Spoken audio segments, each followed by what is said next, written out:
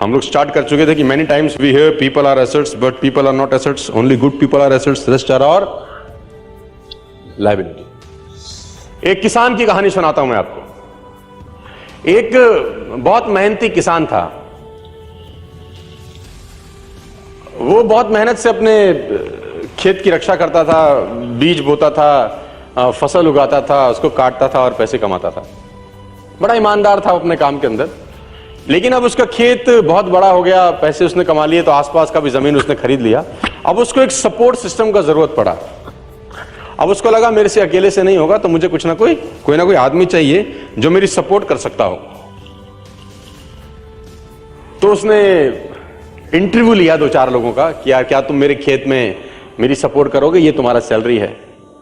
तो 4-5 लोगों से उसने सवाल पूछे कि तुमको एग्रीकल्चर के बारे में क्या नॉलेज है और तुम कैसे सपोर्ट कर सकते हो। तो सब लोगों ने उसको अलग अलग जवाब दिए। उसको किसी का जवाब समझ नहीं आया तो उसने सबको रिजेक्ट कर दिया। एक लड़के से उसने सवाल पूछा कि तुम क्या करोगे, कैसे करोगे। तो उस लड़के ने बड़ा अटपटा जवाब दिया, समझ उसको नहीं आया, लेकिन उसने उस जवाब के कारण उसको रख लिया। उसने बोला तुम क्या करोगे?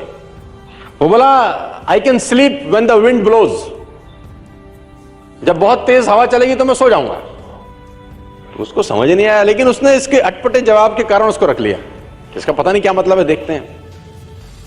अब वो दोनों खेत की रक्षा करने लगे। बढ़िया फर्स्ट क्लास फसल होती थी, काटते थे। एक बार रात को जो मालिक था उन खेतों का, उसने दौड़ते दौड़ते ढूंढा उस आदमी को जिसने उसको नौकरी पे रखा था, I can sleep when the wind blows को, और दौड़ते दौड़ते गया क्योंकि बहुत तूफान आ गया।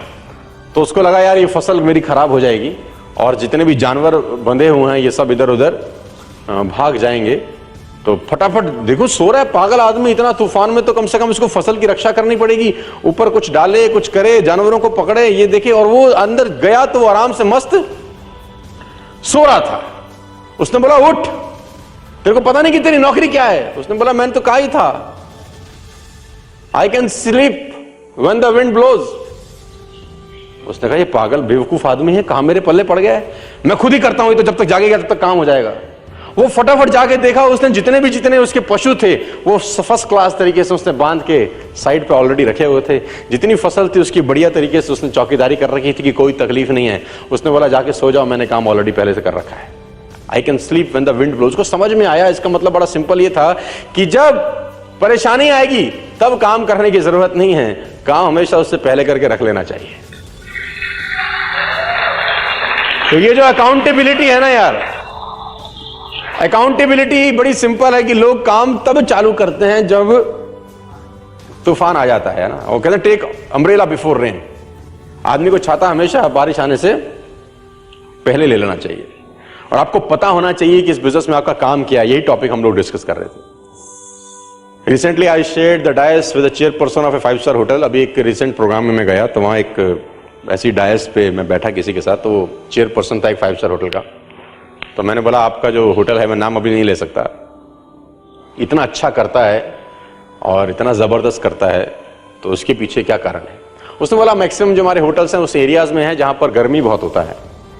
बड़ा अच्छा जवाब दिया उसने मुझे। तो मैंने बोला फिर? कह रहे हैं बस जैसे ही एक आदमी चेक इन करने आता है हमारे होटल के अंदर, तो हम सबसे पहले उसको 2 चीज देते हैं, एक गिलास पानी और एक वेट टॉवल, क्योंकि बहुत ह्यूमिड होता है जहां पर रिजॉर्ट्स हैं हमारे, जहां प्रॉपर्टी है वहां गर्मी बहुत पड़ता है। उसके मांगने से पहले देते हैं, ये हमारी सफलता का राज है। हम उसके मांगने से पहले उसको पानी का गिलास भी देते हैं और एक वेट टॉवल देते हैं, उससे बड़ी अच्छी फीलिंग आती है। ये हमारी सफलता का राज है कि ट्रेनिंग जब डिमांड हो तब ना दी जाए, ट्रेनिंग तब दी जाए जब उसकी डिमांड नहीं है। क्योंकि जब डिमांड होगी ना तो फिर ट्रेनिंग बनेगी नहीं बढ़िया से। मुझे आज भी याद है कि मैंने नया मर्सिडीज लिया 2012 के अंदर। मेरी गाड़ी का टायर पंचर हो गया, तो जैसे ही मैंने पंचर लगाने के लिए मर्सिडीज का पीछे टूल किट खोला तो मैंने देखा वहां पर व्हाइट ग्लव्स पड़े थे 2। मैंने बहुत सारी गाड़ियां चलाई, लेकिन मैंने पहली बार किसी गाड़ी में व्हाइट ग्लव्स देखे।